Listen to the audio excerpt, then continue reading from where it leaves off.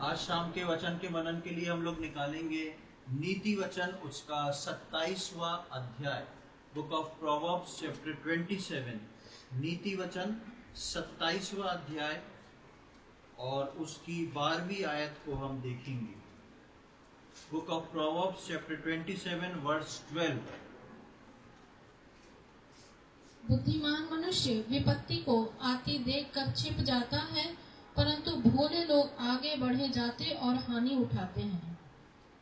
एक बहुत सुपरिचित भाग हम यहाँ पर देखते हैं नीति वचन में, और नीति वचन में 27 के 12 में इस प्रकार लिखा है कि बुद्धिमान मनुष्य विपत्ति को आती देखकर छिप जाता है। परमेश्वर का वचन बताता है कि विपत्तियां जो हैं वो हर व्यक्ति के जीवन में आती तो हैं, पर लिखा है कि बुद्धिमान मनुष्य जो होता है, कौन सी बुद्धि? ये सांसारिक बुद्धि नहीं है, परमेश्वर की बुद्धि से जो परिपूर्ण होता है उसके लिए लिखा है। जो बुद्धिमान मनुष्य होता है, जो परमेश्वर की बुद्धि से परिपूर्ण होता है, वो आने वाले संकट को देख के छिप जाता है। He hides himself, वो अपने आप को छुपा लेता है। और उसके आगे हम देखते हैं, परंतु भोले लोग आगे बढ़े चले जाते हैं और हानि को उठाते हैं। जो नहीं समझते, वो लोग खराब नहीं हैं, वो लोग गंदे नहीं हैं, बस उनमें चतुराई नहीं है। किसकी? परमेश्वर के वचन की। उन्होंने परमेश्वर के वचन को इस तरह नहीं लिया कि परमेश्वर का वचन उनको बुद्धिमान बना दे और तैयार कर दे कि कुछ आगे अगर आता है, आगे कोई बड़ी चीज, छोटी चीज, सब प्रकार की कई चीजें ऐसी होती हैं, उसके लिए परमेश्वर का वचन बताता है कि उसको वो बुद्धिमान बना दे। और ऐसा बुद्धिमान व्यक्ति जो है वो छिप जाता है, और जब विपत्ति निकल जाती है तो वो फिर से सामने आ जाता है। परमेश्वर का वचन जो है विश्वासियों को भी यही बात सिखाता है, ताकि मैं और आप जो हैं शैतान की युक्तियों से, शैतान की चालों से छुप जाए। नीति वचन में ही हम पढ़ते हैं कि परमेश्वर का भय मानना बुद्धि का आरंभ है। यहाँ पे हमने पढ़ा कि बुद्धिमान व्यक्ति विपत्ति को देख के छिपता है, और नीति वचन में ही हम पढ़ते हैं कि परमेश्वर का भय मानना जो है वो बुद्धि का आरंभ होता है। तो ये बुद्धि का आरंभ जो है वो परमेश्वर का वचन ही है, और विश्वासियों के लिए परमेश्वर ने इसको खोल के रखा है ताकि विश्वासी लोग जो हैं वो ठोकर नहीं खाएं, ताकि विश्वासी लोग जो हैं विपत्ति को आता देख के छुप जाएं। और कैसे वो एक व्यक्ति समझदार बन सकता है? जब वो परमेश्वर के वचन से बुद्धिमान हो जाता है। मैं इस वक्त जो बात कर रहा हूं वो सांसारिक विपत्तियों की बात नहीं कर रहा हूं, आत्मिक विपत्तियों की बात कर रहा हूं। और आज हम इस बात को सीखने जा रहे हैं कि परमेश्वर ने अपना वचन विश्वासियों के लिए इसलिए ठहराया है कि वो आत्मिक विपत्तियों से बच सके। हम एक आत्मिक जगत में है, यानी कि हम जो प्रभु में आ चुके हैं, हम एक आत्मिक जगत का हिस्सा हैं, और जहां पर हम रह रहे हैं वो भी एक आत्मिक जगत का हिस्सा है। परमेश्वर आत्मिक है, उसके लोग आत्मिक हैं, शैतान आत्मिक है, शैतान की दुष्ट आत्माएं आत्मिक हैं। अब आत्मिक लोगों को आत्मिक विपत्ति के बारे में पता होना जो है वो बहुत आवश्यक है। यदि आत्मिक लोग आत्मिक विपत्तियों के बारे में नहीं समझेंगे तो उसको वो सांसारिक विपत्ति समझेंगे, और सांसारिक विपत्ति को वो अपने शरीर के द्वारा, अपनी समझ से हल करने की कोशिश करेंगे। जबकि परमेश्वर इस बात को बताना चाहता है कि तुम परमेश्वर के वचन से बुद्धिमान हो जाओ, ताकि उन आत्मिक युद्धों को, उन आत्मिक विपत्तियों को समझ सको। जब हम देखते हैं, नए नियम में आते हैं, तो प्रभु यीशु मसीह एक बहुत ही सुपरिचित बात को बोलता है। एक घटना में प्रभु यीशु मसीह एक बात को बोलता है, और उस बात को हम सब बहुत अच्छे से जानते हैं। हम देखेंगे मत्ती रचित सुसमाचार उसका 12वां अध्याय, gospel according to Matthew chapter 12, मत्ती रचित सुसमाचार उसका 12वां अध्याय और उसका 43 से 45 तक पढ़ेंगे। Gospel according to John chapter 12 verses 43 to 45। जब अशुद्ध आत्मा मनुष्य में से निकल जाती है तो सूखी जगहों में विश्राम ढूंढती फिरती है और पाती नहीं। तब कहती है, मैं अपने उसी घर में जहाँ से निकली थी लौट जाऊंगी, और लौट कर उसे सूना, झाड़ा बुहारा और सजा सजाया पाती है। तब वह जाकर अपने से और बुरी 7 आत्माओं को अपने साथ ले आती है और वे उसमें बैठकर वहाँ वास करती हैं, और उस मनुष्य की पिछली दशा पहले से भी बुरी हो जाती है। इस युग के बुरे लोगों की दशा भी ऐसी ही होगी। यहाँ पर एक सुपरिचित भाग को हम देखते हैं जहाँ पर यीशु मसीह जो है वो दुष्ट आत्माओं के लिए बोलता है कि ये दुष्ट आत्मा जो हैं उनके बारे में, उनके नेचर के बारे में जिक्र करता है। और आप यदि देखेंगे इससे पहले 12वें अध्याय में, तो ये दुष्ट आत्मा के जब बारे में यीशु मसीह बोल रहा है, उससे पहले यीशु मसीह जो है साधारण अपने राज्य की बात कर रहा, प्रवचन को सुना रहा है। वो पेड़ और उसका फल कैसा होना चाहिए, क्या अच्छे पेड़ हैं, अच्छे फल हैं, और स्वर्गीय चिन्हों की मांगों को लेके प्रभु यीशु मसीह जो इन सारी बातों को बता रहा है। और इन सारी बातों को बताते बताते बताते अचानक से यीशु मसीह जो है अपने लोगों को, उन यहूदियों को, इजराइलियों को और यीशु मसीह के 12 चेलों को बताते बताते यीशु मसीह उन बातों में, अच्छे पेड़ के फल में, स्वर्गीय चिन्हों की मांग में और इन सारी बातों में एक बात अलग से ले आता है, वो है दुष्ट आत्मा। आप देखेंगे कि ये टॉपिक कहां से अचानक से घुस गया। यीशु मसीह तो सुसमाचार प्रचार कर रहे हैं, अपने पिता के घर के बारे में बता रहे हैं, कैसे स्वर्ग के राज्य में आओगे वो बता रहे हैं। लेकिन अचानक से क्या हुआ जो यीशु मसीह बोलता है इन दुष्ट आत्माओं के बारे में। और वो क्या बोलता है कि जब अशुद्ध आत्मा मनुष्य में से निकल जाती है तो वो सूखी जगहों में विश्राम ढूंढती फिरती और पाती नहीं। अशुद्ध आत्मा के विषय में प्रभु यीशु मसीह बोलते हैं कि जब कोई दुष्ट आत्मा ग्रसित व्यक्ति है और उसमें से दुष्ट आत्मा को निकाल दिया जाता है, तो वो इधर उधर घूम के विश्राम ढूंढती हुई, उसको एक सेटिस्फेक्शन वाली जगह चाहिए।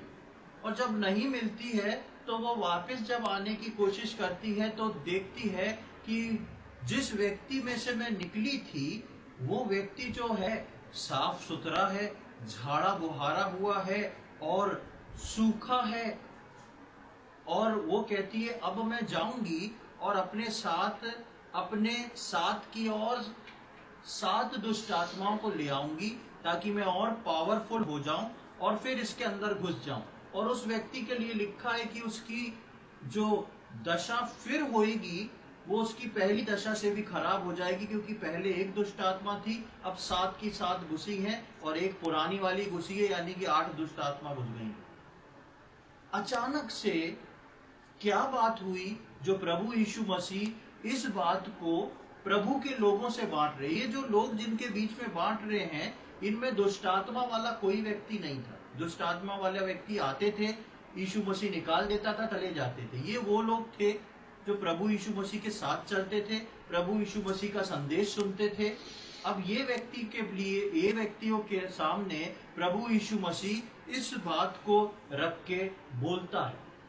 अब यीशु मसीह जब इस बात को बोलता है, पर हम देखते हैं कि जब यीशु मसीह गिरासेनियों के देश में एक व्यक्ति के अंदर से दुष्टात्मा को निकालता है, उसके अंदर कितनी दुष्टात्माएं थी। गिरासेनियों के देश में यीशु मसीह जाता है और वो व्यक्ति के बारे में हम पढ़ते हैं कि वो कब्रों में रहता था, उसको जंजीरों से बांधा जाता था, कपड़े फाड़ के रहता था।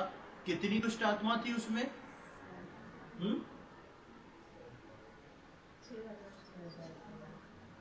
पूरी की पूरी एक सेना, एक बटालियन घुसी हुई थी उसके अंदर। जब यीशु मसीह उसमें से दुष्ट आत्मा को निकाल देते हैं तो वापस उस व्यक्ति के अंदर दुष्ट आत्मा क्यों नहीं आती?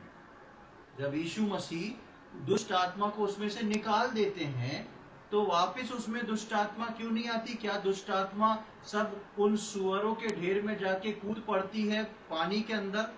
तो मरे कौन, दुष्ट आत्मा की सुअर? सुअर मरे। दुष्ट आत्मा वैसी की वैसी है, उसने अपनी जलन को निकाल लिया, अपने क्रोध को ठंडा कर लिया। तो फिर इस व्यक्ति के अंदर दुष्ट आत्मा वापस क्यों नहीं आई?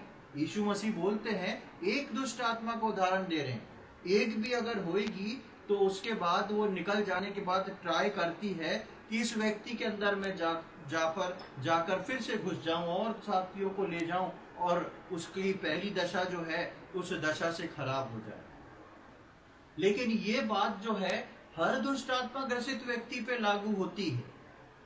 हमारा टॉपिक ये नहीं है, लेकिन टॉपिक को समझने के लिए हमको शुरुआत यहाँ से करना पड़ रही है। जब यीशु मसीह ने इस बात को बोल दिया तो गेरासेनियों के देश का व्यक्ति जिसको प्रभु यीशु मसीह ने छुटकारा दिया था उसके अंदर वापस पलट के दुष्ट आत्मा क्यों नहीं आ पाई?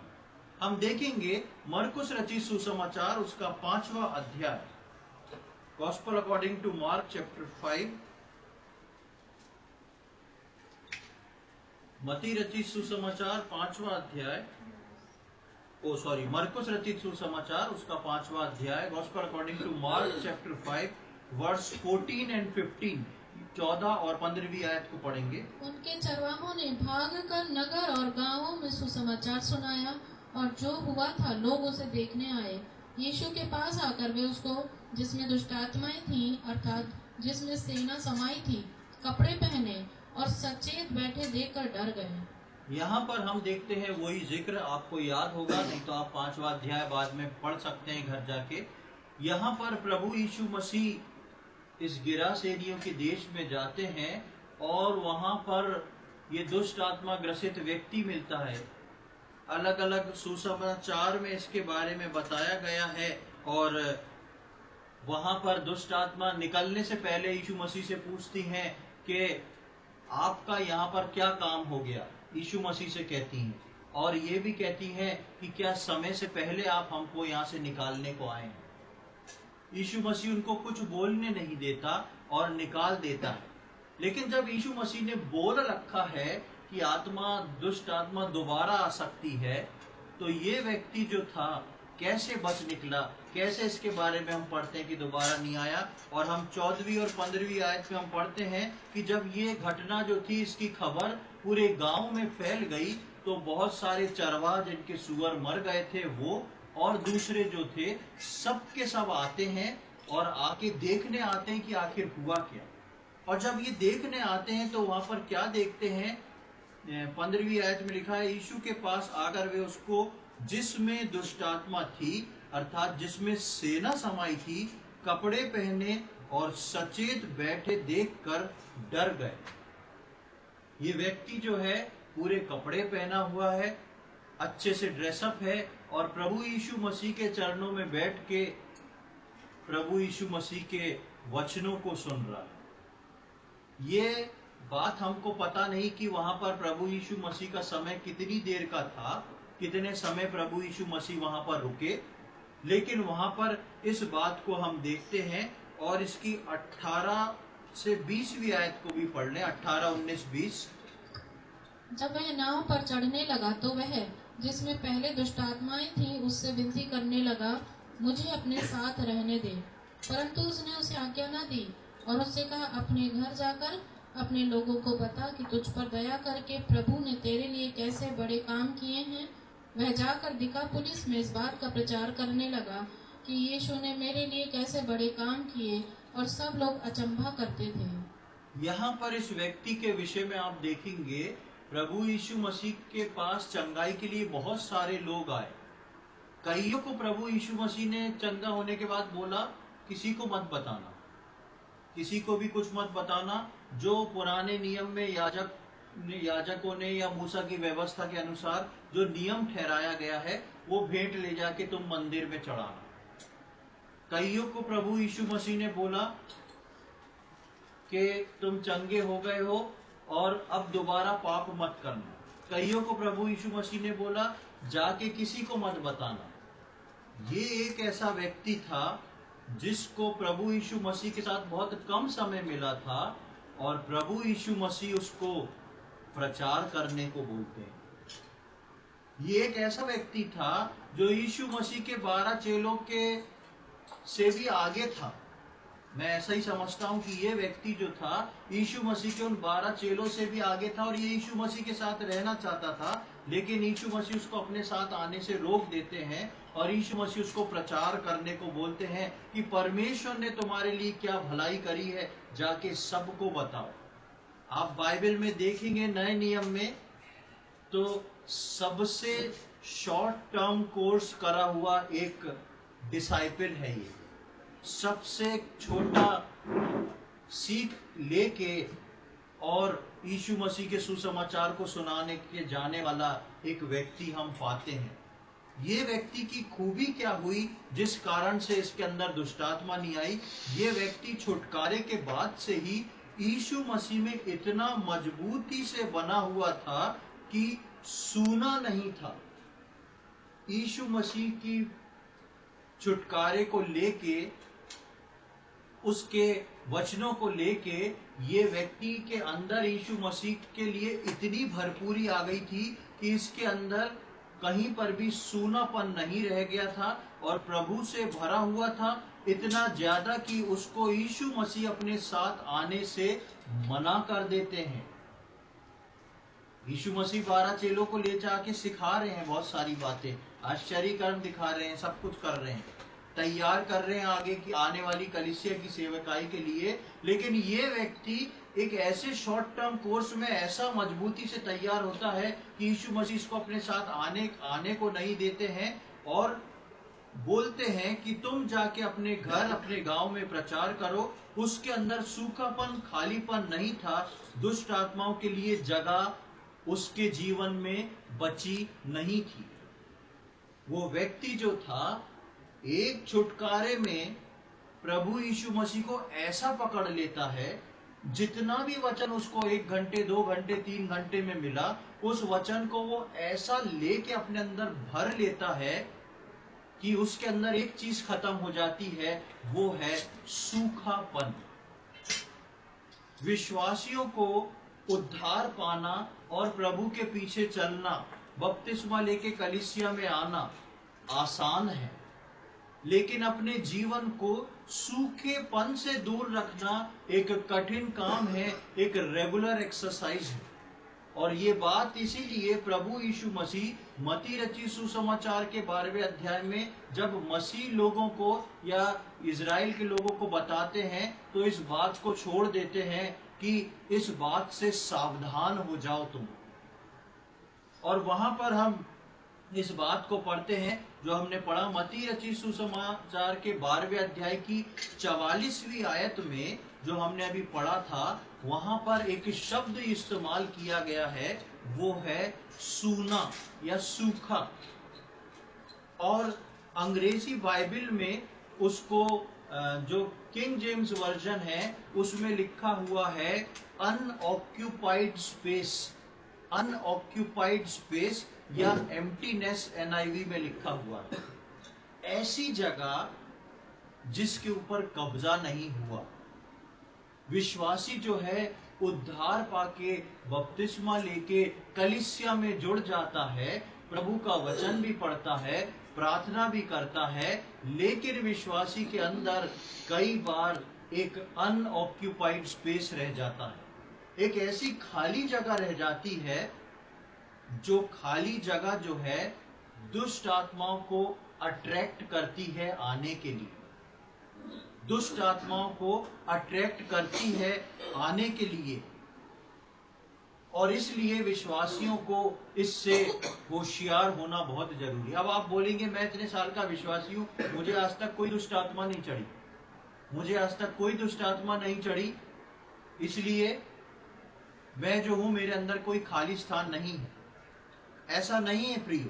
अब हम आगे उस बात को सीखेंगे और देखेंगे कि किस प्रकार से ये दुष्ट आत्माएं जो हैं, अगर विश्वासी के अंदर सूखापन है, अगर विश्वासी के अंदर खालीपन है, अगर विश्वासी के अंदर अनऑक्यूपाइड स्पेस है, तो किस प्रकार से वो उस बात को पूरा करती है। एक आयत को पहले देख ले, इफिसियों उसका 3 अध्याय, बुक ऑफ इफिशियंस चैप्टर 3, इफिसियों उसका 3 अध्याय और उसकी 19वीं आयत।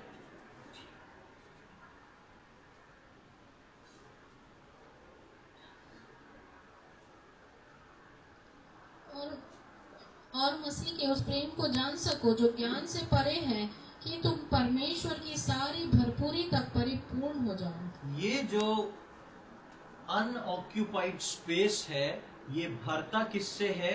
ये परमेश्वर की भरपूरी से भरता है। परमेश्वर की भरपूरी से भरने वाली जगह है ये। और ये गेरासेनियों के देश में जो व्यक्ति था, इसने कुछ घंटों में अपने आप को परमेश्वर की भरपूरी से भर लिया था, जिसके कारण यीशु मसीह इसको तुरंत भेज देते हैं। आप देखेंगे नए नियम में यीशु मसीह अपने चेलों को बुलाते हैं, कुछ समय बाद चेलों को बुलाते हैं और चेलों को बुला के 2-2 करके प्रचार करने को भेजते हैं। हम उस पर कुछ समय पहले मनन कर चुके हैं। लेकिन ये एक व्यक्ति ऐसा है, अक्सर जब प्रभु यीशु मसीह ने अपने चेलों को चुना तो बोला, मेरे पीछे हो लो, मेरे पीछे हो लो, मेरे पीछे हो लो। और चेले ठीक ठाक थे, मतलब के काम धंधे वाले थे। लेकिन यहाँ पर जिस व्यक्ति को परमेश्वर प्रभु यीशु मसीह ने दंगा किया है, छुटकारा दिया है, ये दुष्टात्मा ग्रस्त है। और ऐसी दुष्टात्मा ग्रस्त जिसका जिक्र पूरे नए नियम में हम कहीं नहीं देखते। एक ही ऐसा व्यक्ति देखते हैं जिसमें पूरी की पूरी सेना घुसी हुई है। ऐसा दुष्टात्मा वाला व्यक्ति तुरंत छुटकारा पा रहा है, और तुरंत छुटकारा पाके परमेश्वर की भरपूरी में वो इतना मजबूत हो जाता है कि तुरंत यीशु मसीह बोलते, जाओ तुम जाके प्रचार करो। अपने चेलों को यीशु मसीह नहीं भेज रहा है, उस व्यक्ति को भेज रहा है। और इतिहासकार इस बात को बताते हैं कि जिस जगह का जिक्र है, वो जगह इस व्यक्ति के द्वारा पूरी बदल दी गई थी। वो जगह जो थी इस व्यक्ति के द्वारा, इस एक व्यक्ति के द्वारा, इस व्यक्ति ने पूरी जगह को प्रभु यीशु मसीह में ले आया था। वो सोच लें, यीशु मसीह ने क्या चीज उसके अंदर देखी। उसके अंदर एक ही चीज थी, छुटकारा पाने के बाद उसने खाली स्थान नहीं छोड़ा, वो अनऑक्यूपाइड स्पेस नहीं छोड़ा, परमेश्वर की भरपूरी से भरपूर हो गया। इसीलिए प्रेरित पौलुस जब इफिसियों की कलीसिया को ये पत्र लिखते हैं तो उसमें इस बात का जिक्र करते हैं कि तुम मसीह और उसके प्रेम को जान सको जो ज्ञान से परे है। सबसे पहली चीज, मसीह का प्रेम जो है वो ज्ञान से परे है। और लिखा है परमेश्वर की सारी भरपूरी तक परिपूर्ण हो जाओ। परमेश्वर की हर भरपूरी एक विश्वासी को अपने अंदर भर लेना है पूरी तरह। यदि भरेंगे नहीं तो कहीं ना कहीं आपके जीवन में अनऑक्यूपाइड स्पेस होगा, एक खाली जगह होगी, और उस खाली जगह को दुष्ट आत्मा आके भरने की कोशिश करेगी। अब ये बात फिर से आती है कि दुष्ट आत्मा तो हमारे अंदर है नहीं, फिर कैसे इसको भरने की कोशिश करेगी। उन कार्यों को हम देखेंगे। इसी के 6वें अध्याय में आ जाएं, इफिसियों 6वां अध्याय। और इस आयतों को भी हम कई बार देख चुके हैं। इफिसियों 6 उसका 10, 11 और 12 हम पढ़ेंगे। इसलिए प्रभु में और उसकी शक्ति के प्रभाव में बलवंत बनो, परमेश्वर के सारे हथियार बांध लो कि तुम शैतान की युक्तियों के सामने खड़े रह सको।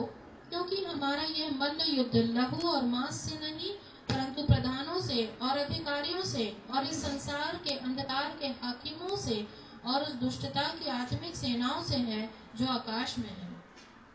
यहाँ पर मती में हमने देखा क्यों प्रभु यीशु मसीह जो है इस बात को सिखाना चाह रहा है, बताना चाह रहा है। उसी बात को अलग शब्दों में पौलुस बता रहा है कि कलीसिया जो है परमेश्वर की भरपूरी तक पहुंच जाए, ताकि उनके अंदर खाली स्थान ना बने। ये छोटा सा खाली स्थान बहुत खतरनाक हो सकता है। फिर जब हम इफिसियों में ही आगे आते हैं तो वहां पर हमारे दुश्मन के बारे में बताया जाता है। और जैसा मैंने शुरू में बोला कि परमेश्वर आत्मिक है, प्रभु के लोग आत्मिक हैं, और शैतान जिससे हमारा सामना हो रहा है वो भी आत्मिक है। इसलिए हमारे ऊपर आने वाली विपत्ति कौन सी होती है? आत्मिक विपत्ति होती है। और वो विश्वासी जो अपने अंदर खाली स्थान रखा हुआ है, बेशक वो उद्धार पाया हुआ है, बपतिस्मा लिया हुआ है, प्रभु बोध से भाग ले रहा है, आराधना कर रहा है, लेकिन यदि उसने अपने आप को परमेश्वर की भरपूरी से नहीं भरा तो वो खाली स्थान में बार बार अटैक होएगा। और जब उस खाली स्थान में अटैक होएगा तो वो व्यक्ति जो है धीरे धीरे जो है नीचे के स्तर की ओर आएगा, क्योंकि शैतान चाहता है कि मैं और आप कभी भी परमेश्वर में मजबूत होके खड़े ना हो जाए। अब यहाँ पर हम इफिसियों 6 में 4 प्रकार के नामों को हम देखते हैं। पहले उसने बता दिया तुम्हारा मल युद्ध जो है, तुम्हारी लड़ाई जो है वो शारीरिक नहीं है, एक दूसरे से नहीं है, लेकिन आत्मिक है। और आत्मिक लड़ाई को 4 शब्दों में बयां किया है, 4 शब्द या 4 नाम लेके बताया गया है। क्या है वो? 12वीं आयत में हम पढ़ते हैं, क्योंकि हमारा ये युद्ध मांस और लहू और मांस से नहीं, परंतु प्रधानों से और अधिकारियों से और इस संसार के अंधकार के हाकिमों से और उस दुष्टता की आत्मिक सेनाओं से है जो आकाश में। ये 4 जनों का ग्रुप बताया गया है। पहला है प्रधान, दूसरा है अधिकारी, तीसरा है अंधकार के हाकिम और चौथा है दुष्ट आत्मा। ये चारों जो शैतान के, इनको दूत बोल ले या शैतान के 4 ये ऑफिसर्स हैं, इनके स्टेजेस बने हुए हैं। जब सबसे ऊपर जो है इसमें प्रधान है जो कि कंट्री के ऊपर बैठता है, जो कि कंट्री के ऊपर और बड़े कॉन्टिनेंटल के ऊपर बैठता है एक प्रधान। शैतान जो है ऐसे प्रधानों को नियुक्त करता है। कई देशों के एक हिस्से को, यूनाइटेड स्टेट को ऐसे प्रधान देखते हैं। उन प्रधानों के नीचे जो है अधिकारी आते हैं, ऑफिसर्स आते हैं। उन प्रधानों के नीचे जो है अधिकारी आते हैं और हम लोगों का उन लोगों से कोई मतलब नहीं है। ना मेरा और आपका प्रधानों से कोई इनकाउंटर है, ना मेरा और आपका अधिकारियों से कोई इनकाउंटर है, क्योंकि वो लोग बहुत ऊंचाई पे हैं। इन दोनों से किसका इनकाउंटर होता है? इन दोनों से स्वर्गदूतों का इनकाउंटर होता है।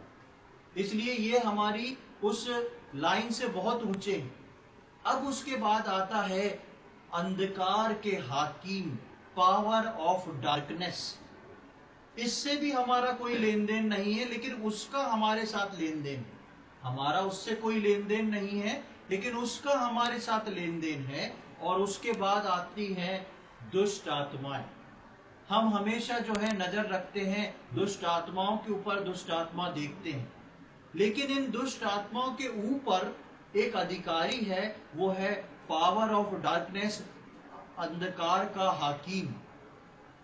ये अंधकार का हाकिम जो है ये किस प्रकार का काम करता है? विश्वासियों पर ये अंधकार का हाकिम जो है नजर रखता है। विश्वासियों पे ये अंधकार का हाकिम जो है नजर रखता है। और जब भी विश्वासियों में खाली जगह दिखती है, जब भी विश्वासियों में खाली जगह दिखती है, तो ये उनके अनुसार दुष्ट आत्माओं को जो उनके अधीन है उनको भेजता है। कोई दुष्ट आत्मा मनुष्य में यूं सीधी नहीं जाके घुस जाती, ये ज्यादा अच्छा लग रहा है इसमें जाऊंगी मैं, ऐसा नहीं होता। मनुष्यों से ज्यादा अच्छा और बेहतर कानून जो है दुष्ट आत्मा मेंटेन करती है। दुष्ट आत्मा कभी भी निकल के किसी में ऐसे नहीं घुस जाती जब तक ये अंधकार का हाकिम उनको ऑर्डर ना करे। और इस अंधकार का हाकिम का काम क्या है? ये हर व्यक्ति को बहुत बारीकी से देखता है, किसके अंदर कितना परसेंट स्थान खाली बचा है। जब उस खाली स्थान को देखता है, उसके बाद वो अंधकार का हाकिम जो है वो इस बात का मुआयना करता है, इस बात को समझता है कि इस व्यक्ति का नेचर क्या है। ये किस चीज से इरिटेट होएगा, किस चीज से गुस्सा होएगा, कौन सी चीज इसको अच्छी लगेगी और कौन सी चीज का ये अभिलाषी है। इन चारों चीजों को देख के ये अंधकार का हाकिम जो है उसके पर्टिकुलर दुष्ट आत्मा को भेजता है। अब खास बात, हम कहेंगे हमारे अंदर दुष्ट आत्मा घुस के तो हमने नहीं देखा, ना हम ऐसा कुछ करते हैं। ये दुष्ट आत्मा जो है एक व्यक्ति के अंदर बहुत आखिरी समय में घुसती है। उससे पहले ये दुष्ट आत्मा जो है अपना प्रभाव डाल के काम करती है, जो कि विश्वासी को समझ नहीं आता। और विश्वासी क्या सोचता है कि मैं दुष्ट आत्मा मुक्त हूं, मेरे अंदर कोई दुष्ट आत्मा नहीं। और ये खेल एक ऐसा साइलेंटली चलता है जिससे विश्वासी अपने स्तर में नीचे गिरता जाता है और उसको पता नहीं पड़ता। एक दुष्ट आत्मा को, एक अंधकार के हाकिम को, पावर ऑफ डार्कनेस के ऑफिसर को एक बार एक विश्वासी के अंदर यदि खाली जगह मिल जाए, वो उसका पूरा मेजरमेंट लेता है कि कितना खाली है। अब उसको उस खाली स्थान को भरने के लिए वो जो अंधकार का हाकिम है तैयारियों को शुरू करता है, और तैयारी शुरू करके दुष्ट आत्माओं को भेजना शुरू करता है, उसके अंदर घुसने के लिए नहीं, उसके चारों तरफ जगह तैयार करने के लिए। कैसे वो व्यक्ति जो है अपने प्रलोभन में गिर सकता है, कैसे वो व्यक्ति अपनी चिंताओं में गिर सकता है, कैसे एक व्यक्ति को मैं डिप्रेशन में गिरा सकता हूँ, कैसे एक व्यक्ति का ध्यान जो है कहीं और लगा सकता हूँ, कैसे एक व्यक्ति का सारा ध्यान पैसे में लगा सकता हूँ, कैसे एक व्यक्ति का सारा ध्यान खाने पीने में लगा सकता हूँ। वो बहुत डीपली स्टडी करके उस प्रकार की दुष्ट आत्मा को भेजता है जो उसको टीस करती है, जो उसको एक प्रकार से जाके डंक मारती है, अंदर नहीं घुसती। जब ये दुष्ट आत्मा उसको छेड़ती है उस विश्वासी को, क्यों ये दुष्ट आत्मा उस विश्वासी के इतने करीब जा पा रही है? क्योंकि उसने एक खाली जगह को छोड़ रखा है। दुष्ट आत्मा जो है यीशु मसीह के आमने सामने खड़ी होकर बात करती है। हमने देखा यीशु मसीह से सवाल जवाब कर रही है, आपका यहाँ क्या काम, आप यहाँ क्यों आए? कौन बोल रहा है? दुष्ट आत्मा बोल रही। किससे बोल रही? यीशु मसीह से। क्या काम आपका, क्यों आए? अभी टाइम नहीं हुआ हमारा, उससे पहले क्यों आए? दुष्ट आत्मा जो यीशु मसीह से बात कर सकती है, क्या वो विश्वासी से बात नहीं कर सकती? बहुत अच्छी बात कर सकती है। और विश्वासी को वो ऐसी चीजों में पकड़ के गिराती है। मान लो आप एक इमोशनल कैरेक्टर के हैं, आपके घर में कुछ बात हुई, आप गुस्से में आके अलग बैठ गए। अब वो दुष्ट आत्मा आगे क्या बोलेगी? देख लिया ना, यही थे ना तुम्हारे रिश्तेदार, यही थे माता पिता भाई बहन, देखा कैसी बात कर रहे हैं। अब उसके बाद एक विश्वासी जो है वो बहुत प्रार्थना कर रहा है, प्रभु मेरे को ये चीज चाहिए, ये चीज चाहिए, मेरे परिवार के लिए जरूरत है, नहीं दी परमेश्वर ने। तो उसके अकॉर्डिंग वो व्यक्ति, वो जो अधिकारी है, वो उस दुष्ट आत्मा को भेजेगा। देख लिया इतनी प्रार्थना करी, कुछ हुआ क्या? इससे अच्छा तो वो व्यक्ति बोल रहा था जुगाड़ करवा दूंगा, इतने पैसे दो तो काम हो जाता। तुम बैठे रह गए और वो नौकरी गई हाथ से, या कोई चीज भी हो जो भी गई। तो ये दुष्ट आत्मा जो है अपने मन से काम नहीं करती। ये दुष्ट आत्मा जो है अपने अधिकारी के अधीन होके काम करती है। ये पहले स्टडी करती है उस व्यक्ति को, और उसी में जाके छेड़खानी कर पाती हैं जिसके अंदर खाली जगह हो, अनऑक्यूपाइड स्पेस हो। और जब ये स्पेस धीरे धीरे बढ़ता है और परमेश्वर की दूरी बढ़ती है, ये सूखापन बढ़ता है, तो ये दुष्ट आत्मा जो है धीरे धीरे उसके करीब जाके वो खाली स्थान जो छूट गया है उसको भरने की कोशिश करते हैं। और वो परमेश्वर के सामने इस बात को क्लेम करते हैं कि उद्धार पाने के बाद भी इन्होंने आपको वो जगह नहीं दी जो आपकी थी। इसलिए जो जगह अब आपकी थी और इन्होंने नहीं दी, वो जगह हमारी है। और वो उनके आपस में एक लॉ है एक तरीके का, कि जो जगह परमेश्वर को एक मनुष्य ने, एक विश्वासी ने नहीं दी, उस पे जो दुष्ट आत्मा है वो अपने अधिकार को लेते हैं। इसलिए मुझको और आपको परमेश्वर की भरपूरी में, जो इफिसियों में लिखा है, भरना बहुत जरूरी है। क्योंकि परमेश्वर का वचन बताता है कि समझदार व्यक्ति जो है वो विपत्ति को देख के क्या करता है? छुप जाता है। और विपत्ति मेरे और आपके जीवन में आत्मिक है, और जैसे जैसे प्रभु यीशु मसीह का आगमन निकट हो रहा है, शैतान के काम बढ़ते जा रहे हैं। इसलिए मुझको और आपको परमेश्वर ऐसा वचन दे रहा है कि हम इन आत्मिक सेनाओं के नेचर को समझें। हम एक दूसरे के को गलत ना ठहराएं, लेकिन आत्मिक सेनाओं के नेचर को समझें कि क्या चल रहा है हमको नीचे गिराने के लिए। इसकी 13वीं आयत में हम इस बात को देखते हैं। 6वें अध्याय की 13वीं आयत में देखे क्या लिखा है वहां पर। इसलिए परमेश्वर के सारे हथियार बांध लो कि तुम बुरे दिन में सामना कर सको और सब कुछ पूरा करके स्थिर रह सको। दो बातें यहाँ पर लिखी हैं। प्रभु के विश्वासियों को, कलीसिया को ये पत्र लिखा जा रहा है, साधारण लोगों को नहीं लिखा जा रहा। कलीसिया के विश्वासियों को क्यों प्रेरित पौलुस जो है शैतानी ताकतों से अवगत करा रहा है, और वो बोल रहा है कि सारे हथियार बांध लो परमेश्वर के, ताकि तुम कौन से दिन का सामना कर सको? बुरे दिन का सामना कर सको और सब कुछ पूरा करके स्थिर रह सको। सब कुछ पूरा करके स्थिरता में बने रहो। यानी कि विश्वासी के ऊपर आत्मिक बुरे दिन आएंगे। विश्वासी के ऊपर आत्मिक बुरे दिन मतलब जब दुष्ट आत्मा वार करेगा, और दूसरी चीज उसमें एक आत्मिक व्यक्ति को स्थिर बने रहना जरूरी है। और स्थिर वही बना रहेगा जो परमेश्वर की भरपूरी से भरा होगा। समझ रहे ना आप बात को? स्थिर वही बना रहेगा जो परमेश्वर की भरपूरी से बना रहेगा। और यहाँ पर प्रेरित पौलुस बता रहा है कि बुरे दिन आ सकते हैं। बुरे समय के विषय में लिखा है ताकि उस बुरे दिन का सामना कर सको। वहां पर बुरे महीने, बुरे साल नहीं लिखा, बुरा दिन लिखा है। एक बुरा दिन भी काफी है अगर आत्मिक सेना परमेश्वर के जनों के विरोध में युद्ध करती है या निकल पड़ती है। अब इसी के 5वें अध्याय के 15, 16, 17 को पढ़ लें।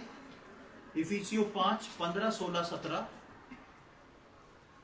इसलिए ध्यान से देखो कि कैसी चाल चलते हो। निर्बुद्धियों के समान नहीं, पर बुद्धिमानों के समान चलो। अवसर को बहुमूल्य समझो, क्योंकि दिन बुरे हैं। इस कारण निर्बुद्धि ना हो, पर ध्यान से समझो कि प्रभु की इच्छा क्या है। हाँ, इसलिए वो बोल रहा है कि इसलिए ध्यान से देखो, ध्यान से देखो।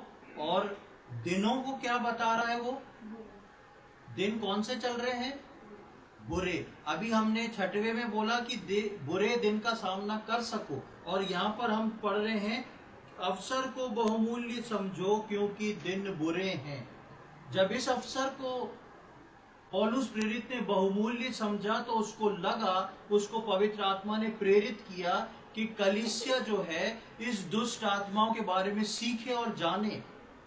उनका स्टेटस क्या है, किस प्रकार से वो काम करते हैं, और क्यों प्रभु यीशु मसीह ने मत्ती 12 में बोला था कि वो सूखा स्थान जब पाती हैं वो उस सूखे स्थान में जाके दोबारा घुस जाती हैं। मेरा और आपका उद्धार हुआ है, पापों से छुटकारा मिला है, और मैं और आप जो थे शैतान की अधीनता में थे। बेशक हमारे अंदर दुष्ट आत्मा नहीं थी, लेकिन हम दुष्ट आत्मा के चलाए चलने वाले लोग थे। लेकिन जिस दिन हमारा उद्धार और छुटकारा हो गया, हम प्रभु में आ गए, उस दिन के बाद से परमेश्वर की भरपूरी में मैं और आप कितने आए हैं, उस बात को पौलुस प्रेरित यहाँ पर बता रहा और सिखा रहा है। क्योंकि वो नहीं चाहता कि मेरे और आपकी दशा जो है वो पहली दशा से भी बुरी हो जाए। हम इस बात के धोखे में ना रहें कि हमको कोई भरमा नहीं सकता। इफिसियों में प्रेरित पौलुस इस बात को बोलता है कि बुरे दिन का सामना कर सको ताकि तुम स्थिर रह सको, गिर ना पड़ो। और 5वें अध्याय में बोलता है कि दिन ऑलरेडी बुरे हैं। हर दिन जो है मेरे और आपके जीवन में आत्मिक सेना का एक युद्ध है। अगर हमको परमेश्वर का वचन नहीं मालूम होगा, अगर हम परमेश्वर के वचन में हमारे पैर धंसे नहीं होंगे, अगर हमारे हृदय में वो अनऑक्यूपाइड स्पेस होएगा, वो खाली जगह होगी, तो हम गिर सकते हैं। इसलिए वो बोलता है, इसलिए ध्यान से देखो कि कैसी चाल चलते हो, निर्बुद्धियों के समान नहीं, पर किसके समान चलो? बुद्धिमान के समान। और नीति वचन का 27 के 12 में हमने पढ़ा, बुद्धिमान व्यक्ति विपत्ति को देख के छुप जाता है। नए नियम में प्रेरित पौलुस कह रहा है, अनजान होके मत चलो, मजे में जिंदगी को मत काटो, सब कुछ अच्छा चल रहा है, लेकिन बुद्धिमानों की नाई चलो।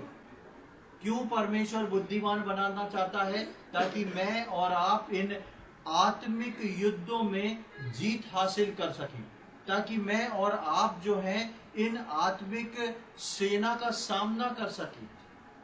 दुष्ट आत्माओं से ऊपर भी इनका अधिकारी उसको समझ सके कि कोई है जो मुझको और आपको पूरे समय वॉच कर रहा है, कोई है जो मुझको और आपको पूरे समय एनालाइज कर रहा है, देख रहा है, खोज कर रहा है।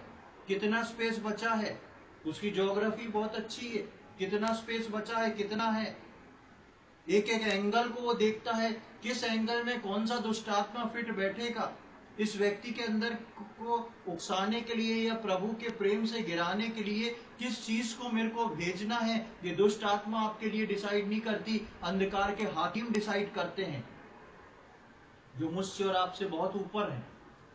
इसलिए प्रियो, जिस प्रकार हम पढ़ते हैं, इस कारण निर्बुद्धि ना हो, पर ध्यान से समझो कि प्रभु की इच्छा क्या है। प्रभु की इच्छा क्या है? हमने मत्ती रचित सुसमाचार 12 में पढ़ा, और आखिरी में वहां पर आप जाके पढ़िएगा, लिखा है प्रभु यीशु मसीह ने, इस युग के लोगों का ऐसा ही हाल है, उस युग के लोगों का। और तब से अभी तक हम जिस युग में हैं, अभी भी यही हाल है। प्रियो, परमेश्वर चाहता है कि मैं और आप बुद्धिमान बन जाएं। परमेश्वर चाहता है कि मैं और आप अपनी बुद्धिमानी सांसारिक बातों में अपनी बुद्धिमानी और चतुराई ना दिखाते हुए आत्मिक बातों में बुद्धिमानी और चतुराई दिखाएं, ताकि हम बुरे दिन में स्थिर रह सकें। हम इस बात को समझ सकें कि कौन हमारा नुकसान चाहता है, और हम उस नुकसान को देख के अपने आप को हाइड कर सकें, हम अपने आप को छुपा सकें।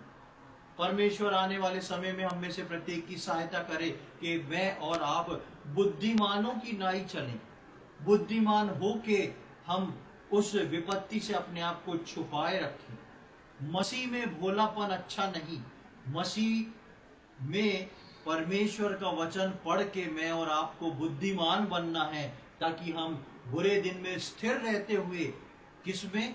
मसीह में स्थिर रहते हुए उसके आगमन तक अपनी सेवा को पूरी करने वाले हो सके। प्रभु इन वचनों को समझने में हम में से प्रत्येक की सहायता करे। प्रभु के नाम की महिमा। आइए हम प्रार्थना के साथ समाप्त करेंगे। प्रभु जी, हम धन्यवाद देते हैं सुंदर समय के लिए। एक और बार आपने हमारे जीवन में ये समय दिया कि प्रभु इस रीति से हम लोग इकट्ठे हो सके। हम धन्यवाद देते हैं प्रभु आज के वचनों के लिए, जिस प्रकार प्रभु हम वचन में सीख रहे थे, पढ़ रहे थे। प्रभु आप कितने प्रेमी परमेश्वर हैं। आप प्रभु जी किस रीति से अपने लोगों को हर तरीके से समझाते और बताते हैं प्रभु जी, होशियार करवाते हैं, चेतावनियां देते हैं, ताकि हम में से कोई गिरे नहीं। प्रभु हम धन्यवाद देते हैं आज के वचन के लिए, और हम प्रार्थना करते हैं प्रभु हमको वो बुद्धिमान व्यक्ति बनाएं, जिससे प्रभु हमारे जीवनों में कोई भी अनऑक्यूपाइड स्पेस ना रहे। प्रभु जी, हम जितने लोगों ने इन वचनों को सुना है और आगे आने वाले समय में इन वचनों को सुनेंगे, हम सबके लिए प्रार्थना करते हैं। प्रभु, यदि किसी के जीवन में ऐसा अनऑक्यूपाइड स्पेस है, खाली स्थान है जो आपकी भरपूरी से अभी तक नहीं भरा है, प्रभु हम प्रार्थना करते हैं प्रभु उसको आप अपनी उपस्थिति से, अपनी भरपूरी से, अपने वचनों से पूरी तरह भर दें। प्रभु हम उस गिरासेनी के देश के उस व्यक्ति के समान हो जाएं, जिसको आपने तुरंत काम पे भेज दिया और वो 100 गुना फल भी लेके आए। प्रभु हम प्रार्थना करते हैं, हम में से जितने प्रभु जी इस रीति से सफर कर रहे हैं, इस रीति से प्रभु जी निकल रहे हैं इन परिस्थितियों से, हम प्रार्थना करते हैं प्रभु किसी के जीवन में प्रभु जी आज से प्रभु वो खाली स्थान ना रहे, लेकिन हर व्यक्ति प्रभु आपकी भरपूरी से भर जाए पवित्र आत्मा से भर जाए, पवित्र आत्मा के कार्य और शिक्षा से भर जाए, परमेश्वर के वचन से भर जाए, ताकि उसका उठना बैठना सोना जागना जो है मसीह के लिए गवाह बन के खड़ा हो सके, और उन हाकिम के अधिकारियों को उसके अंदर कोई भी ऐसी चीज ना दिखे जिससे वो अपने वार को करे। प्रभु जी इन अंत के समय में हम में से प्रत्येक की आप सहायता करें कि हम प्रभु जी इन आत्मिक युद्धों को समझ के अपने आप को बचा के रख सकें, हम उन बुरे दिनों में अपने आप को स्थिर रख सकें और आपके आगमन तक अपनी सेवा पूरी करने पाए। प्रभु जी ऐसी हमारी विनती प्रार्थना है। प्रभु इस समय के लिए हम धन्यवाद देते हैं, सभी लोगों को आपके हाथों में सौंपते हैं। आपने प्रार्थना सुनी उसके लिए धन्यवाद। ये सारी बातें अपने उद्धार करता प्रभु यीशु मसीह के पवित्र और मीठे नाम से मांगते हैं, आमीन।